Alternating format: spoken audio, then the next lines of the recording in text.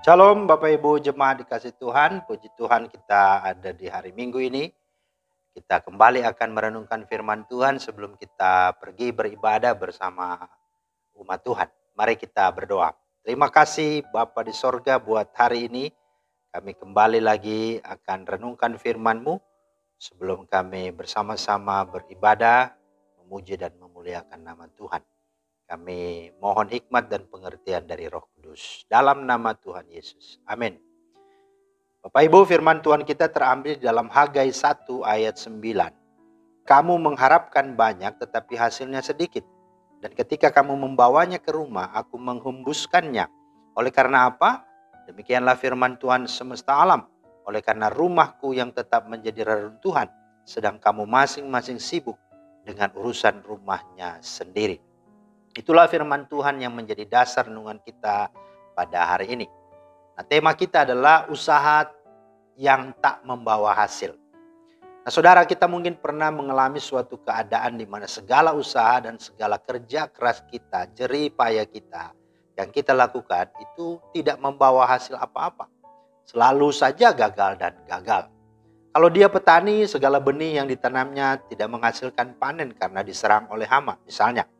Kalau ia peternak, ya mungkin dia ternak kambing, domba, sapi, atau hewan-hewan lainnya yang selama ini dirawat dan dipelihara sedemikian rupa juga tak menghasilkan apa-apa. Kalau ia seorang pengusaha atau pedagang, bisnis usaha yang dikelolanya mungkin mengalami kerugian. Tokonya sepi pembeli, bahkan juga bisa saja bangkrut. Akhirnya timbul rasa kecewa, rasa sedih, dan sayangnya mereka ketika tahu itu mengalami itu tidak pernah mencari tahu akar permasalahannya mengapa mereka demikian. Atau apa yang menjadi penyebab semuanya sehingga mereka gagal. Namun ironinya tidak sedikit dari mereka yang malah menyalah-nyalahkan Tuhan. Memprotes Tuhan. Dan marah kepada Tuhan. Nah saudara, apa yang firman Tuhan katakan? Perhatikanlah keadaanmu. Kamu menabur banyak tetapi membawa pulang hasil sedikit. Kamu makan tetapi tidak sampai kenyang. Kamu minum tetapi tidak sampai puas. Kamu berpakaian tetapi badanmu tidak sampai panas. Dan orang yang bekerja untuk upah, ia bekerja untuk upah yang ditaruh dalam pundi-pundi yang berlobang. Itu ada di dalam ayat 5b sampai 6. Nah saudara, hal pertama yang harus kita lakukan adalah mari ketika kita sungguh tahu dan menyadari itu, mari kita jangan menyalahkan siapa-siapa, apalagi menyalahkan Tuhan. Tetapi mari kita mengoreksi diri.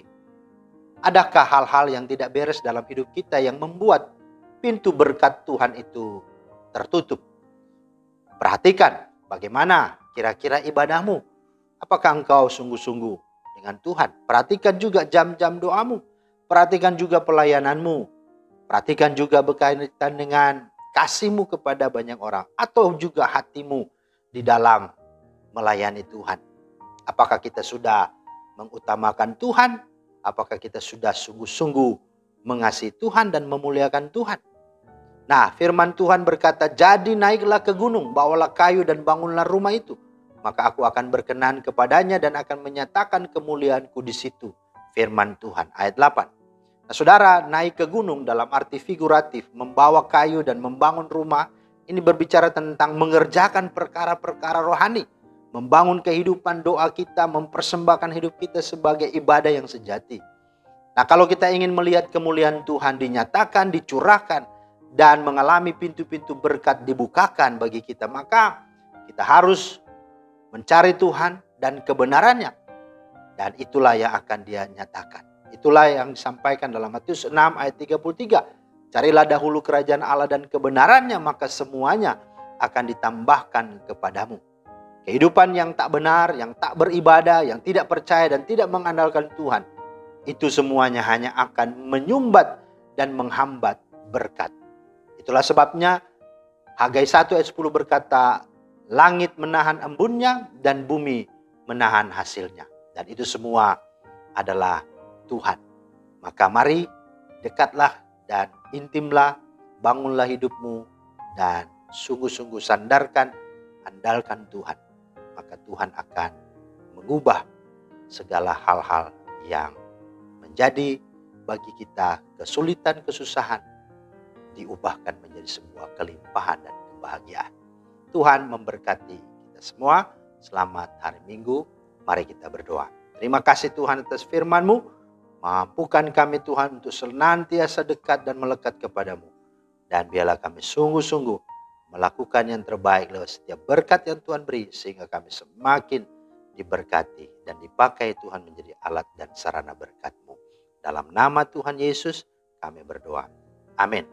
Demikianlah firman Tuhan hari ini, kiranya menjadi berkat. Selamat beribadah, selamat melayani, Tuhan Yesus memberkati. Shalom.